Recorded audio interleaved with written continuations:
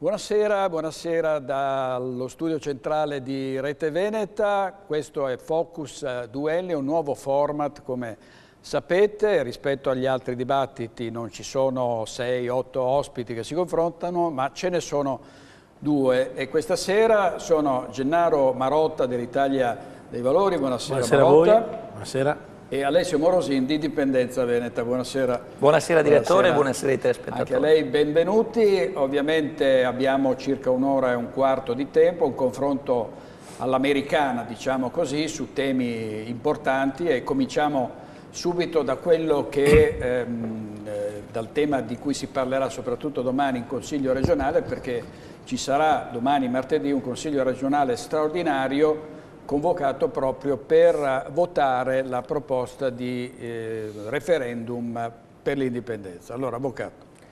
Domani è un giorno importantissimo, è una data che può diventare e diventerà storica per il Veneto, in quanto il massimo organo della sovranità, rappresentativo della sovranità del popolo veneto, che è il Consiglio regionale, l'attuale Consiglio regionale, è chiamato a discutere e se lo vuole, e io penso che dovrà volerlo, passatemi questa espressione, vista l'emergenza nella quale ci troviamo, vista l'importanza del tema, discutere di una legge che consenta ai cittadini veneti di esprimersi sul tema dell'indipendenza. Quindi è l'esercizio democratico del voto, nient'altro.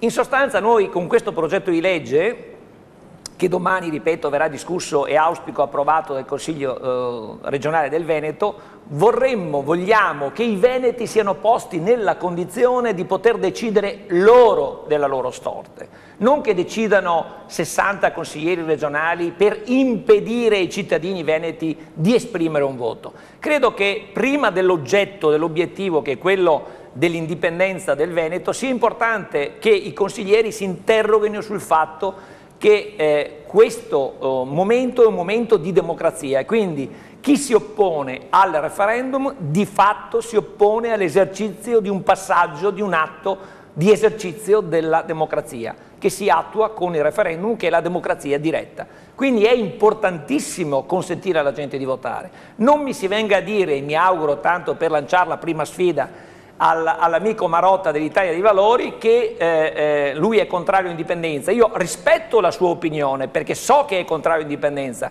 ma gli chiedo di fare un passo in avanti verso la democrazia e di non togliere ai veneti il diritto di esprimersi su questo tema, perché si arrogherebbe una responsabilità che sarebbe politicamente imperdonabile, giuridicamente infondata e comunque socialmente molto pericolosa, perché il momento in cui viviamo è un momento in cui si chiedono scelte decisive per i veneti. Lo Stato italiano, lo vediamo tutti, lo sa anche Marotta, è uno Stato ormai fallito, è uno Stato che sta agonizzando e dimostrando incapacità, inadeguatezza di affrontare le gravi problematiche che attanagliano la vita dei cittadini. Quindi si chiede, io chiedo al mio avversario, al mio duellante, a Marotta: sei contrario all'esercizio di un atto di democrazia?